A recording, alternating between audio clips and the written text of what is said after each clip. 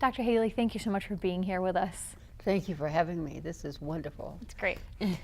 Given that Arts District is an arts and culture show, wanted to ask you about the art of writing for you. How do you approach the craft? But when you sit down to work, to write, let it go. Open, surrender. It happens there because it happens at your source. Do you understand? Mm-hmm. Okay. You know, and you don't give, but that you get back in that process.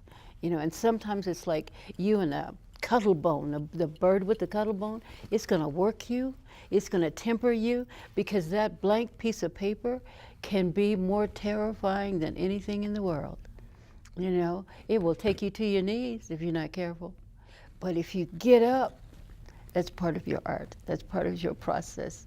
You know, that's part of the creativity. You give into it and you just go forward with it. Do you understand? Absolutely. So are you swallowing that fear? Are you checking that, putting it in a box and saying, okay, fear, I see you, live over here for a while. How do you handle it?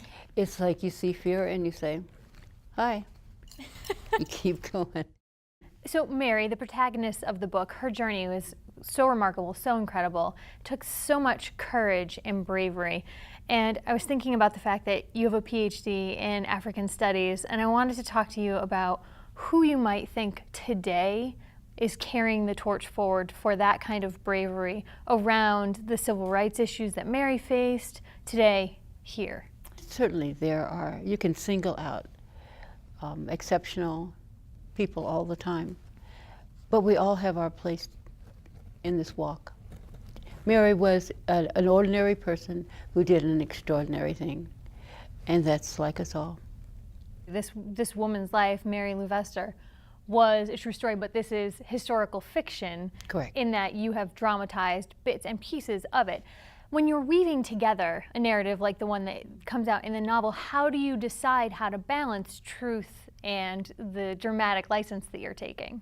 Well, what I was able to find out about Mary was a very slim amount of, a very scattered amount of material, in that I knew who she was, where she lived, and what she did.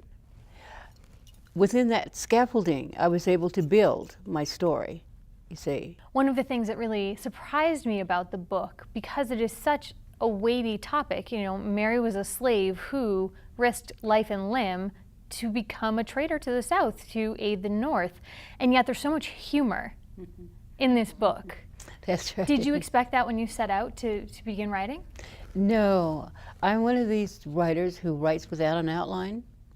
I just simply wake up in the morning, the characters are lined up along my bed, waiting for me to get up and go and tell the story. What comes out is part of the process. The title. I need to ask you about the title, because I think you could have put a number of titles on this book, but The Treason of Mary Louvestre. One person's traitor is another person's hero. That's correct. So why did you decide to exact that title? It seemed so appropriate for the deed. She copied the plans of the Southern ironclad, the Merrimack, which was considered an act of treason. In her heart, it was an act of love, because she wanted to use what she did in the hopes of helping to reestablish a better perspective in the South. She loved her homeland. She loved it. Let's talk about the cover art for the book.